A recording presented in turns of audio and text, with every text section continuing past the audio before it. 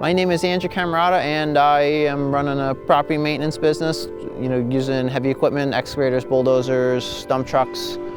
And early on in it, I started filming the projects as time lapses, and it grew a pretty big audience from the filming. One of my buddies described this building pretty funny one day. He's like, you do stuff that people talk about doing but don't actually do, but you actually do it. And I don't know, it was a funny compliment.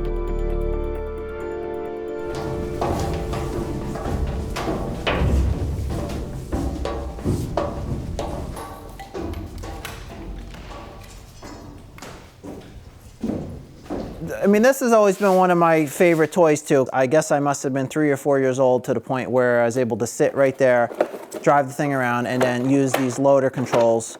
You could pick it up, it could get good scoops out of a pile of gravel, it could load the little Tonka trucks. It's probably 4 years old or so in that video. Those electric cars are neat. It's probably good to start early like that. Can you tell us where the name Camarata comes from? I think it's Italian. My grandparents are from Sicily and Germany. This rock here, when I was about 7 or 8 years old, I used to have a tree fort. And I would use this come-along, and I used to put the come-along up in a tree and winch this rock up into the air all the time and then drop it on stuff. And I always thought that was so much fun. That rock probably weighs at least 300 or 400 pounds. And I remember being like a 7-year-old kid and having this rock like hanging 10 feet in the air. And my friends thinking I was crazy or something. But that was always so much fun. And then I would tie ropes around this rock and then put the come-along down on the lower end so I could ride the rock and winch myself up in the air. It was always so much fun. So when I was 13 or 14 years old, before I had my driver's license, I always had 3-wheelers and 4-wheelers, but you really weren't supposed to ride them on the road. I got one of these scooters, and I rode that thing everywhere. It was this red one here, and then a few of my friends bought them, and it was just, I had the most fun on those scooters because it was like having a vehicle that you could actually get places on before having a car. And that one I had put like that extra exhaust on it and stuff to make it faster. Was that a kind of freedom which you reached? Yes. Yeah. Oh yeah. Yeah, it's nice being able to get places.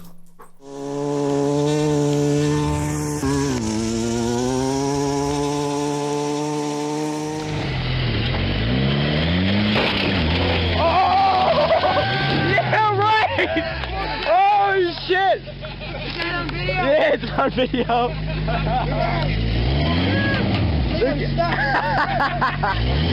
Yeah, you're definitely stuck. I was in the fire department for a while, and they were always looking for cars, to practice cutting them up for training. So I'm like, oh, I'll bring a car in. Let me simulate an accident first, though. So I take this. It was like a Toyota.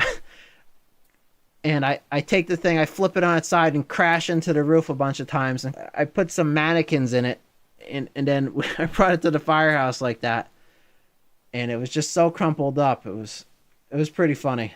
But then in 2007, scrap metal, the value of it went up quite a bit because of economics or the gas prices or something.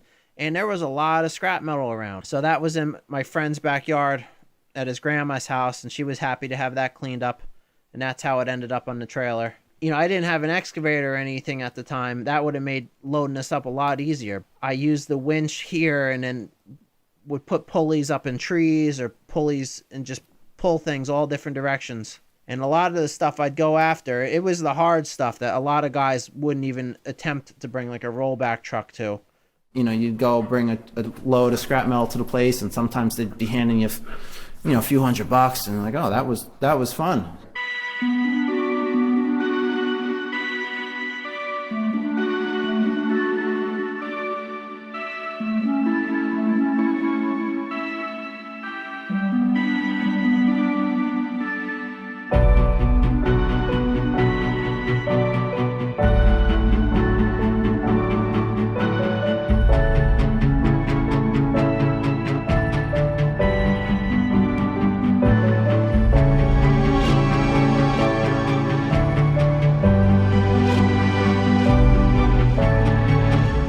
Then I got a job at the post office. You know, my dad set me up with that because he worked there.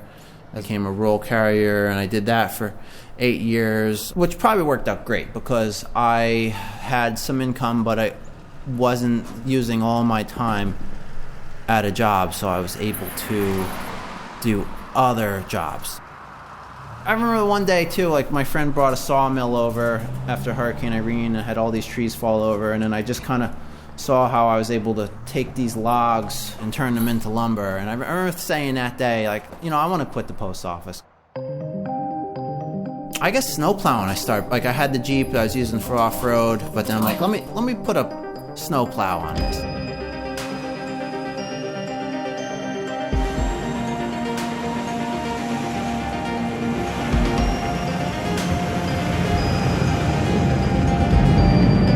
Alright, so I've been out plowing.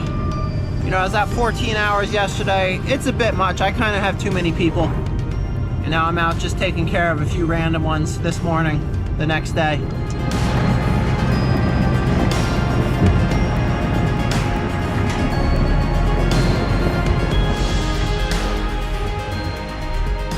I like the winter.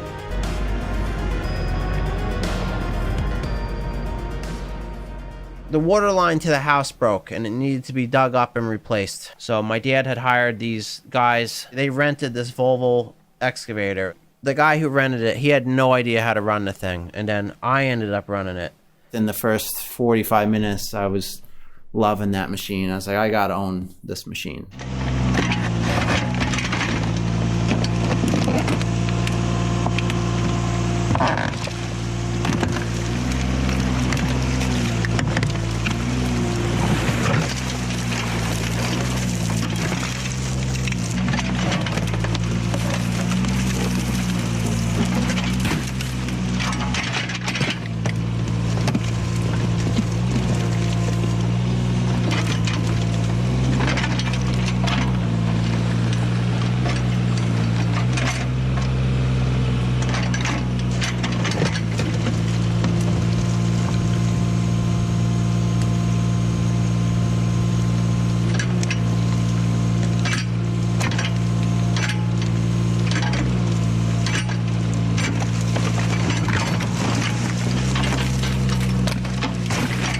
Here's my Yanmar. This machine had actually been local for me. It was only right up the road, and I used to see it all the time sitting in this guy's yard. And then the one day I drove by and it had a for sale sign on it. I was like, I'm buying. I didn't even know what the price was. I just knew I was buying it. This machine has been absolutely great. The thing is almost never broken. I mean, only a handful of times I've ever had to repair it. So it's been super reliable, and I've just gotten tons of work done with it. I probably could have bought a truck like this clean for in the $7,000 range. You know, you're paying about that much either way. Like, for example, the air filter was missing. Dude, what about this air filter not being here? He's like, oh, I don't know. And then someone took a piece of cardboard, stuck it in the air filter spot, and just poked a bunch of holes in it like that was an air filter or something. And I showed that to the guy. He's like, oh, I don't know, maybe one of my employees did this. I'm like, what kind of operation you running? You know, I bought it anyway, even though it was a piece of junk and everything else in the guy's yard was a piece of junk. But this has been a very good truck. And I've even used it for like so many oddball things like this too. Like here's putting my electric in at my house where I use the thing to carry the spools and unwind the spools and move them around. And here's this bridge I built, and this truck carried, you know, all the gravel in there to build that road.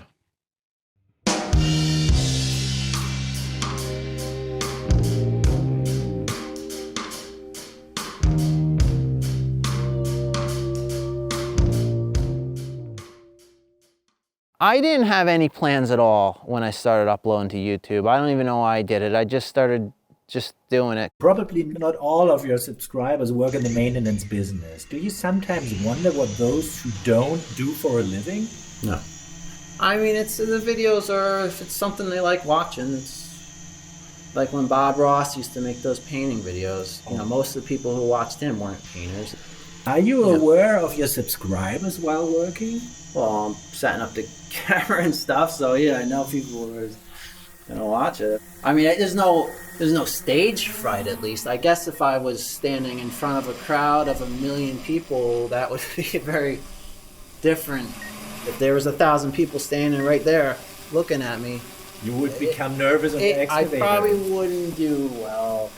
People are finding me from the videos and the pitch, like, oh, I got a job, come film it, you know, this would be great for your channel. So it's... They say that? Yeah, oh yeah. Your first videos weren't without narration. Yeah. Some of those scripted ones are a little... my script reading skills aren't the smoothest there. I can cover up to 500 feet with 1 9-ton load. It is important to plan your route first. Check for overhead obstacles like power lines.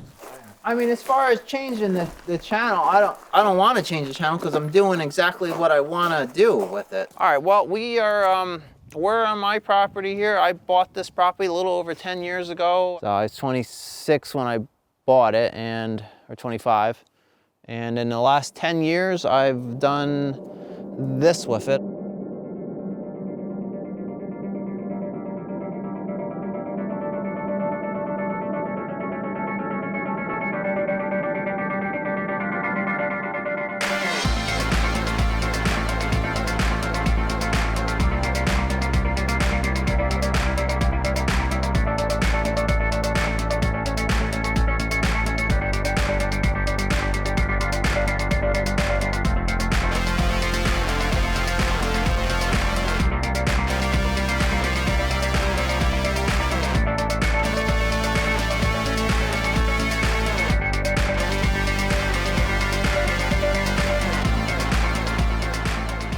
The idea was to build something that lasts for hopefully hundreds of years.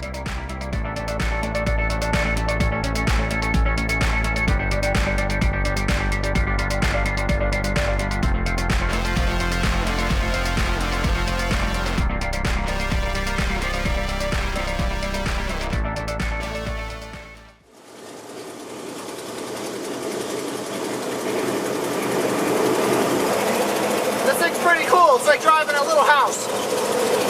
The guy paid $500 for this thing because it wouldn't run. But that's all it apparently took right there.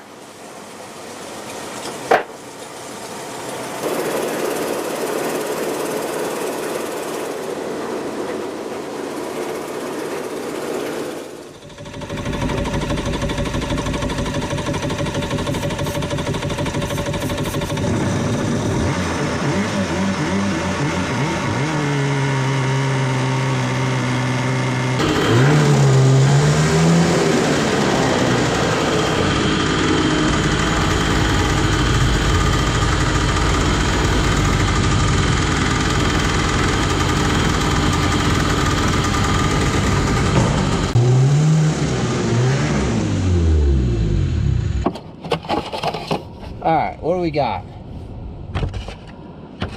That's something.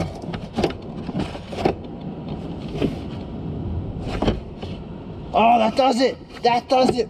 Check this idea out I got. Watch. This would be awesome. Piece of conduit. This is going to be the upgrade for these dashes. Cut a notch out of it.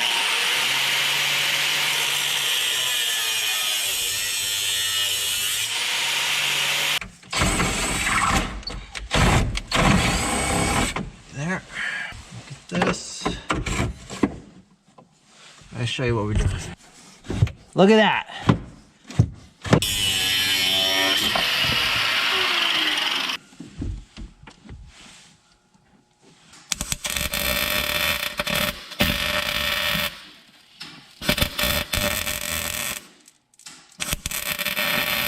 Check, this is some professional work right there. Check that out. So right there, we got the frost. Then check it out, when we put it on vent, nothing.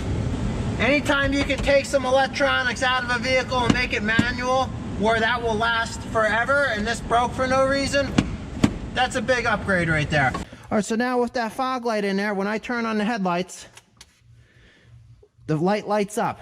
Now, the goal is to make that light go out. All right, let's unplug this thing. It just... Oh, look at that, the light went out. Awesome. I think that was it. So let's take this apart and see what actually happened to it. I'm not gonna reuse this, I just wanna see. why it's shorted out. All right, let's have some fun with this thing. All right, so this charger is capable of making 50 amps. All right, there's a short right there. So you can see this is pegging out, and we're getting smoke right there. There's our smoke and fire. Right there, there's our short. Doing more amps. All right, now you see how that caught on fire when it had a direct short? That's the purpose of that fuse, is to protect that from happening. All right, one time I was driving this Jeep Cherokee, same exact thing happened to it. I'm at my friend's house, he had this MIG welder there. I welded it real quick, just kind of welded up all these cracks. Jump in the car, driving it. All of a sudden, the car starts filling up with smoke. The whole inside of the door catches on fire. And then this stupid thing, this was all burning. So I'm driving, I'm in a village, mind you, and I'm driving this car. So I open the door, I'm holding it open with my foot, driving down the street with the whole door panel on fire. And then I drove the thing to the car wash and put the quarters in the thing and used the car wash to put my burning door out. That works. Spending a lot of time doing this. We're so low. Yeah, it's shut. Very shut. Alright, that's how you gotta open it. But look how nice this tailgate works. Look at that. That's a nice tailgate. This thing feels higher, especially with the seat being higher too. Oh, that looks pretty level. I'm good with it.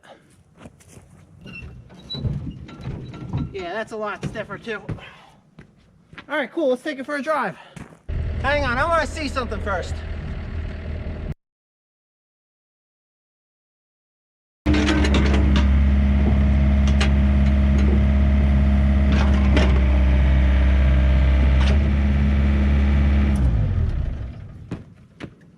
Look at that thing, the thing's still like level. That's cool. For a while after I'd be at work, I'd just come home and probably try to fix at least one thing a night, you know, as far as push mowers or something, because it's so easy to get them. People throw them out all the time. I mean, even a lawn tractor like this, something little will happen to it, and someone will just throw it out. So it's usually easy to get these free or cheap when they're broken. The other thing that's nice about fixing something that's really broken is that now I have like a really good understanding of how this thing works and how it's put together. So I feel like if there was ever future issues with it, you know, it'd be easy to fix. And, you know, anyone can just go buy a wave runner. It's kind of fun to bring one back from the garbage. Doing a project like that is certainly a nice feeling, to get something that was garbage that someone gave up on, and then to spend the time, get it operating again, and then start using it, and then store it properly and keep the thing in a running condition.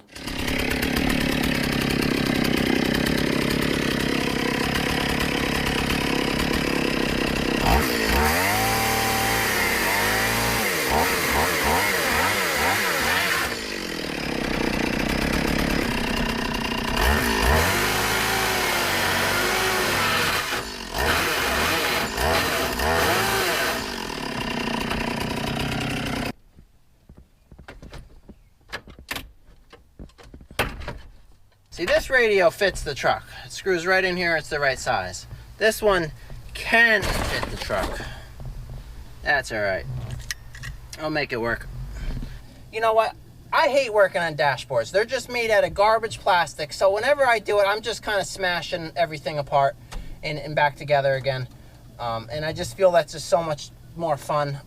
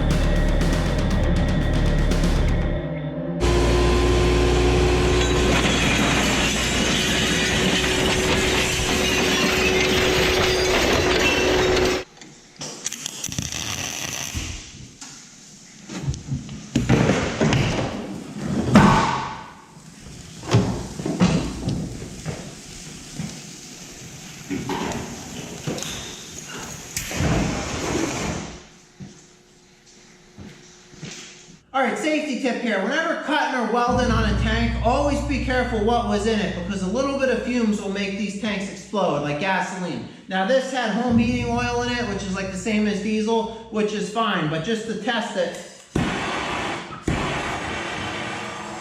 see if there was gas in there, that would have been bad, but that's fine.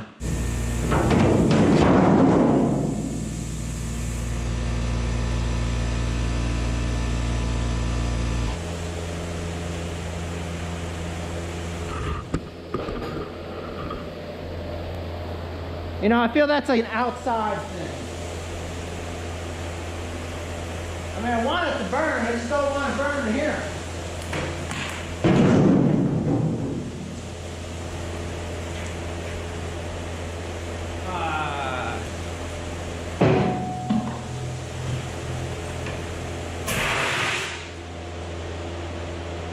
All right, that may have been more of an outside project. All right, so is this dangerous?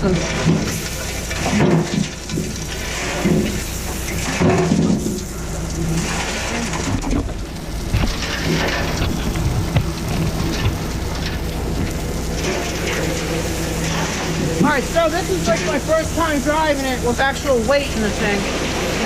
This was 18 tons of stone, double what my other truck had carried. It, you know, it drove fine like that.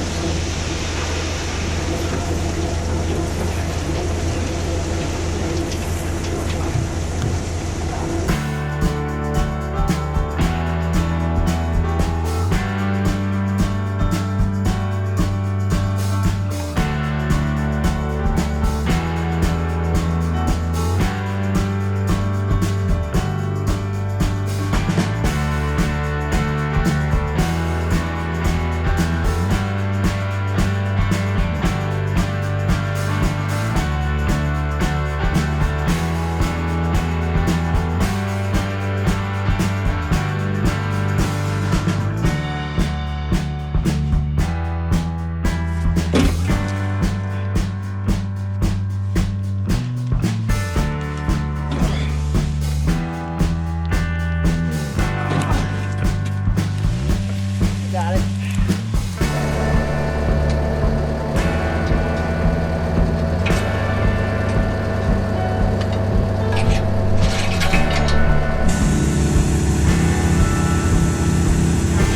But you can see how light this is.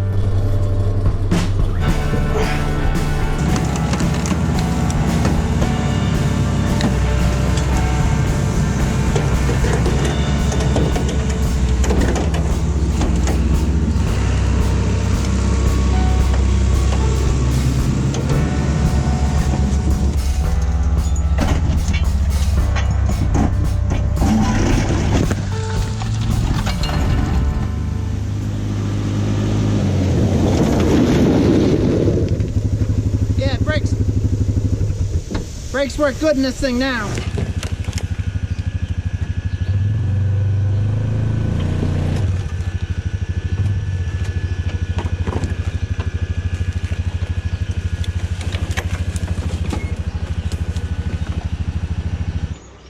It's like that one Simpsons meme where I think Ralph was sitting in the bus. Like, I can see. Am I in danger?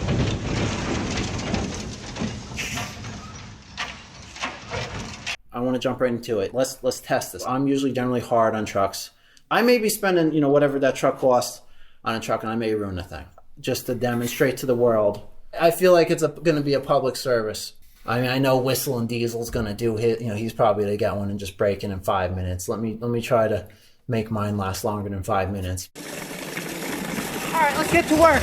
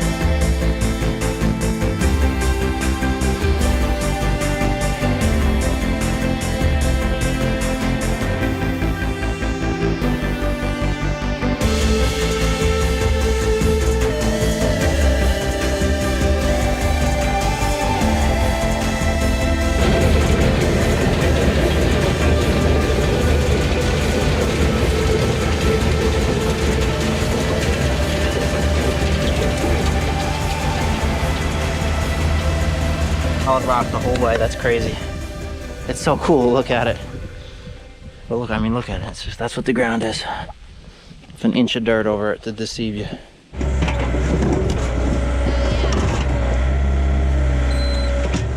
Now here's a good one. What do you like more, digging or backfilling? I guess backfilling. I don't know. I like whatever's going easy. But what I was able to do was I was able to dig right through there. So that's pretty cool. I kind of got like a tunnel here.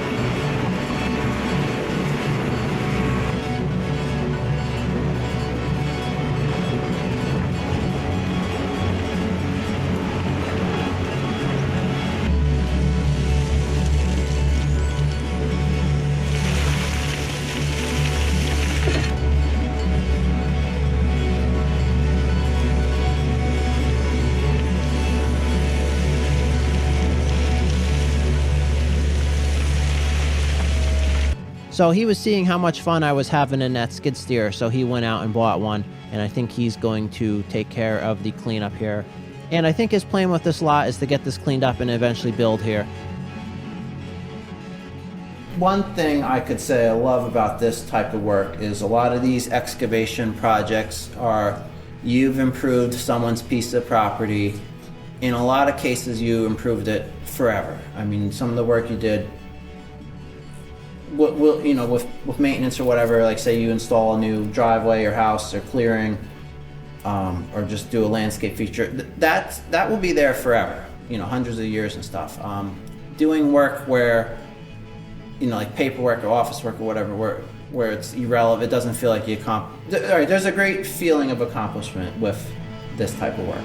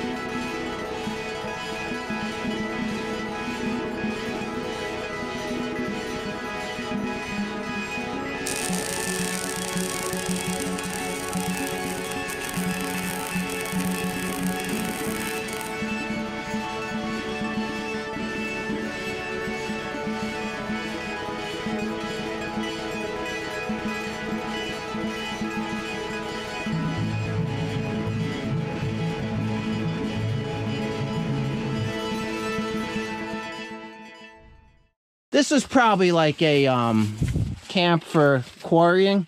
So this is all, check out, all right, so check out these hand chisel marks here. In the 1800s, like chiseling out big square pieces of bluestone was a big industry in this area. So what people used to do is they go in areas like this. And these stones, you could see they have like these natural seams in them. And if you chisel them just right, you can get them out in big square pieces. You know, these long ones like this, that could be a nice mantle. And here's a bunch of stuff here all ready to go.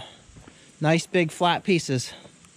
The previous owner of the property was doing the mining techniques from 100+ years ago, where he was chiseling stuff out of the ground, gathering up the big sheets, and then selling it for patios and stuff like that. I mean, I've seen some people do great bluestone work too. Sometimes these Spanish guys will do these bluestone jobs for these rich people, and they lay the stones in a manner where there's no gaps between them whatsoever. It really looks beautiful. I should really do more bluestone stuff.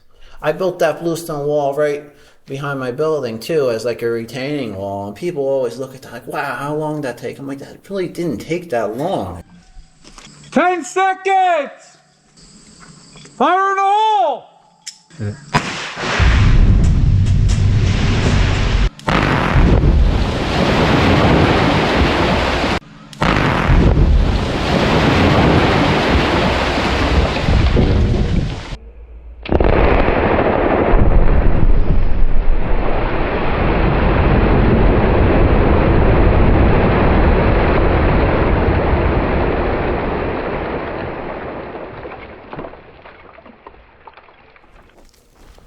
Look at my pile of rocks. I want to do something cool with these. It seems like a lot of work to be done. A lot of people would be overwhelmed with that. Is there a philosophy behind that makes it easier for you to deal with tasks like that? Just do it. That's probably my best answer, just do it. I mean, I guess that sometimes going into projects, you know, when you're the first 5% into something, sometimes it does feel a little overwhelming, but once the feelings change at different percentages through the project, and once you're getting closer to done, it's just a better feeling. I guess it always feels good to finish something. In my opinion, any work that you're doing should not go bad, you know, for from time. I figure while I'm up here, I'll take the time. I'm sure I'm gonna get some comments, people freaking out about us working on this roof. Look, this roof, there is really good traction on this thing. I mean, it's like, you know, I know it's way too high to fall, but we got great grip on this thing. So that's why we've been working up here the way we have. Plus, I put like that's there as a safety rope in case it started sliding. Should I test it? I think I should test it. I slide it off.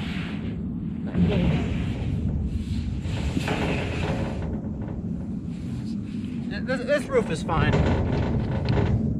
I feel fine being up here.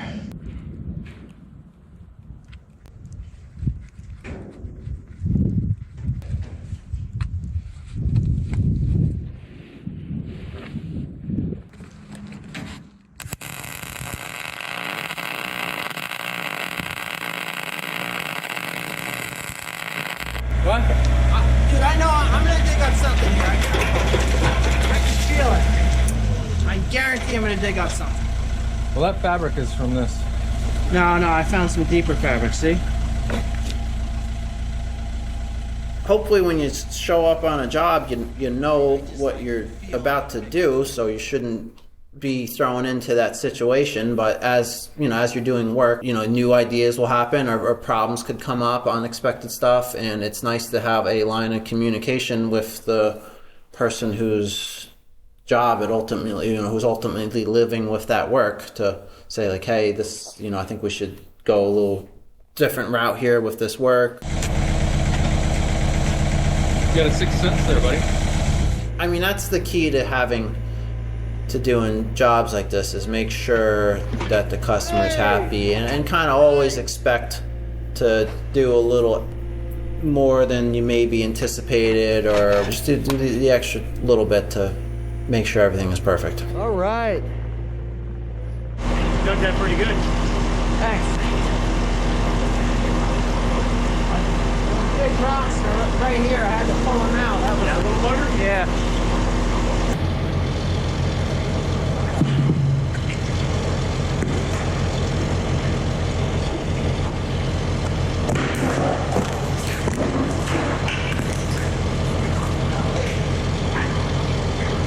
Can you get it, or?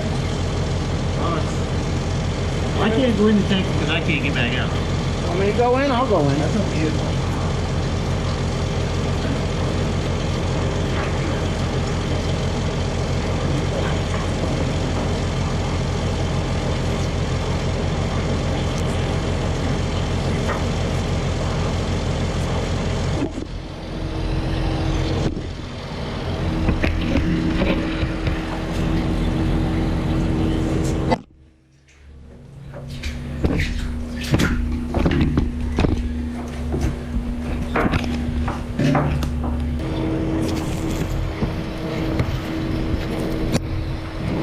Is it getting you? I don't know if it's getting you.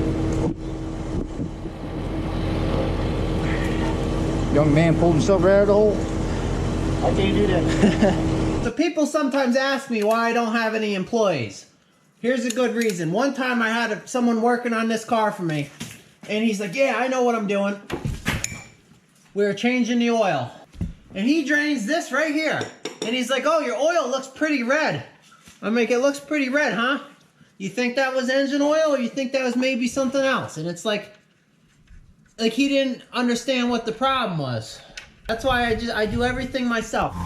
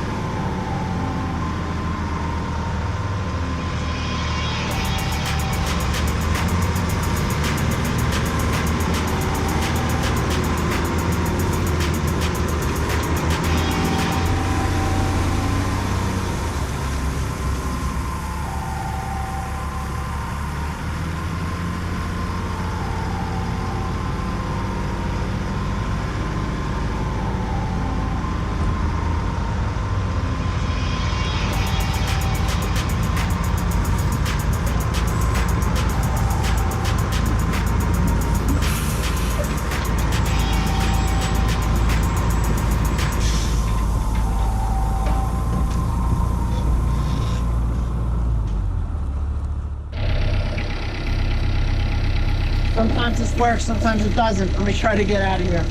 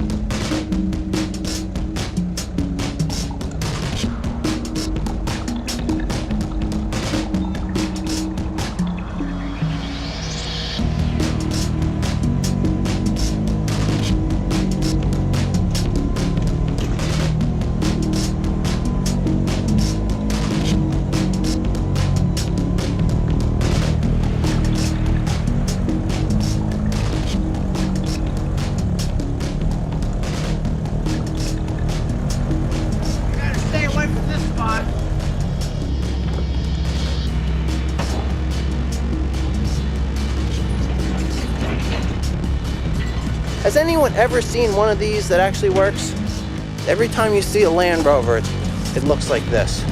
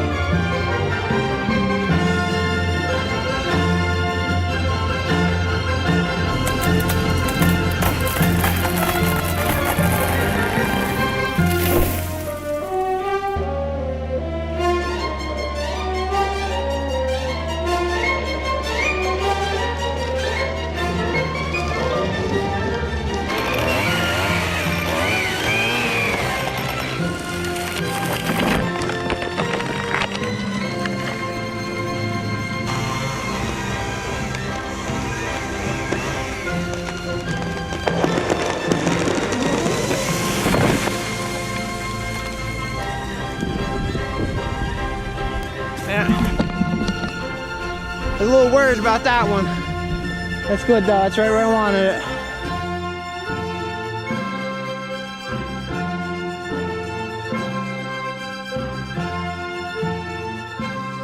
That's what the area is trees. You know, when people get upset about knocking trees over, I was like, dude, it's a million trees here. I mean, and they grow so fast. Just because you can't stand there and watch a tree grow, they're growing.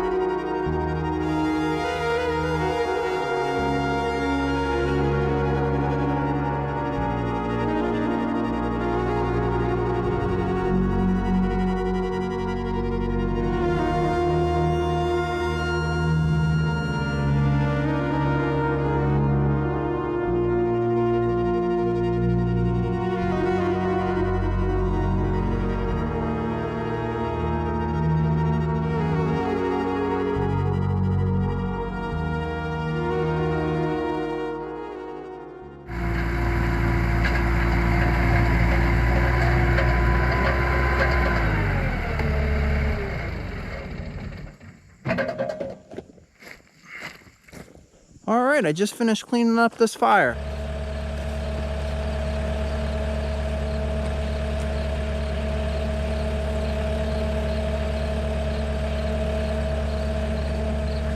Check out this gardener snake. All right, we put him safely somewhere. These are good snakes. They eat a lot of bad things. Got the water hooked up in the garage. And now I have water in my chicken coop. I am very excited about that, and I'm sure the chickens are too.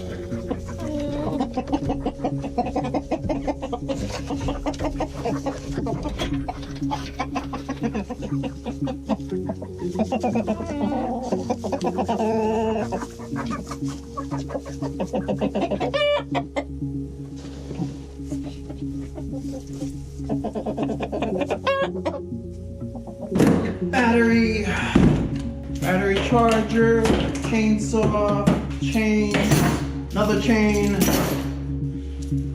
All right, dog. All right, let's go.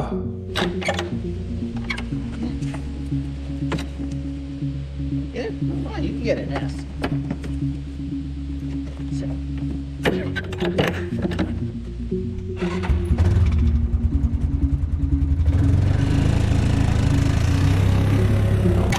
Levi.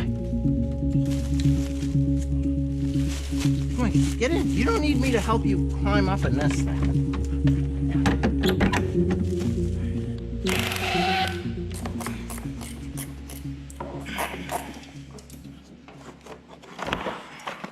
Okay, see that? Oh, is there mice in it? There is mice. Look what we got. A free mouse. Well, hello. Can I pet you? No, you're shy. All right, so running that like that will make that overheat. Look how big that mouse is.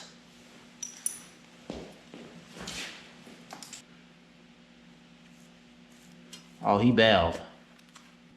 Cody, you see that mouse? And Cody, look at Cody's over there. Couldn't care less. Cody, where'd that mouse go? Is he in here? I don't think so.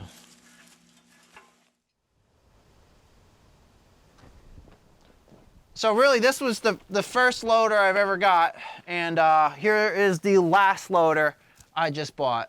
But if someone says you are still collecting toys, would you agree? Yeah, I would. I mean, I bought that to do a job, but I like it, and I'm just gonna keep it around and just try to use it occasionally.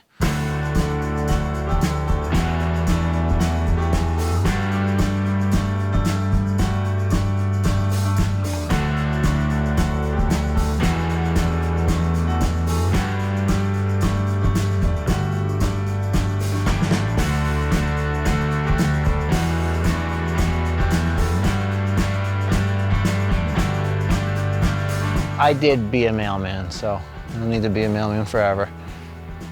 I did it.